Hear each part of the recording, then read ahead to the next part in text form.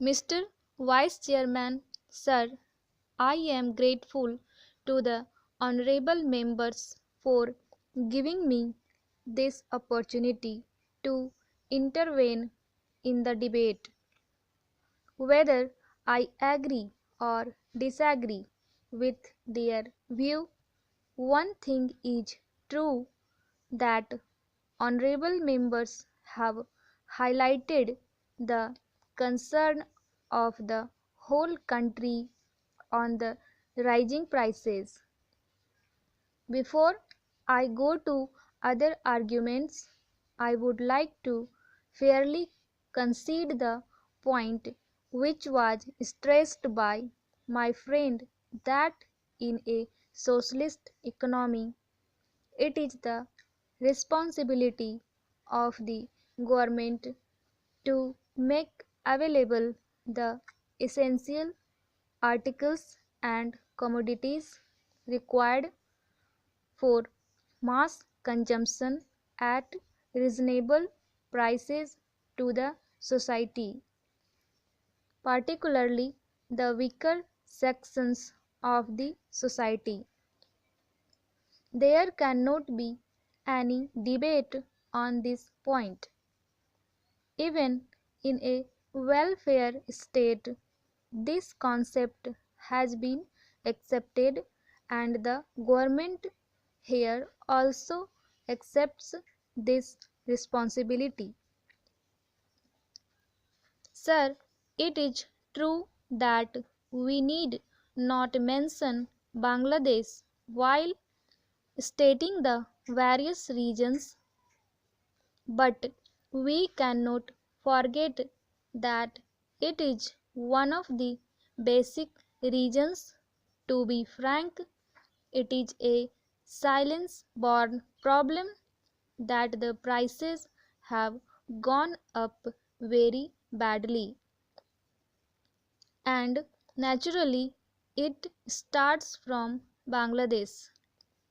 But it is not the only region, I must say.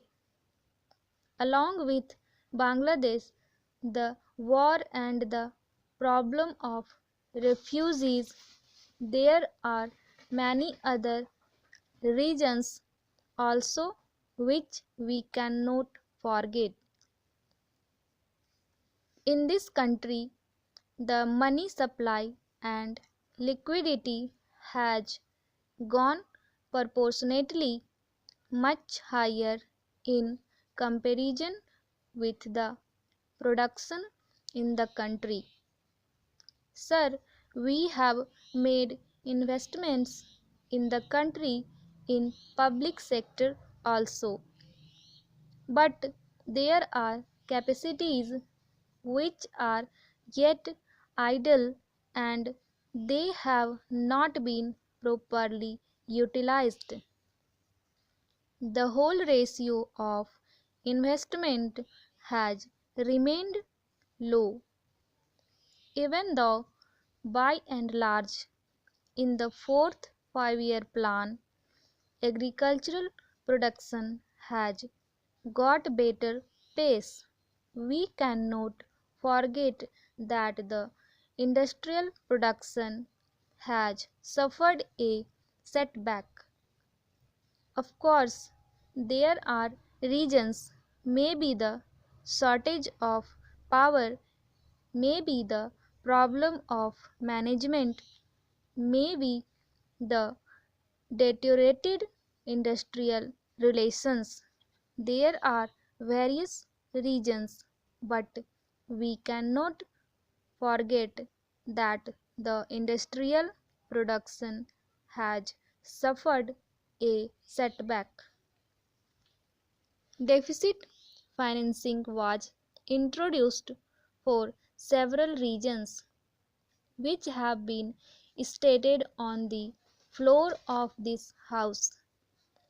Government is never willing to have any deficit financing, but when brothers and sisters are suffering for want of food, is it not the responsibility of the government to see that they are made available to them and see that they also have the money so that they have at least some purchasing power to sustain themselves, and under these circumstances deficit financing was introduced.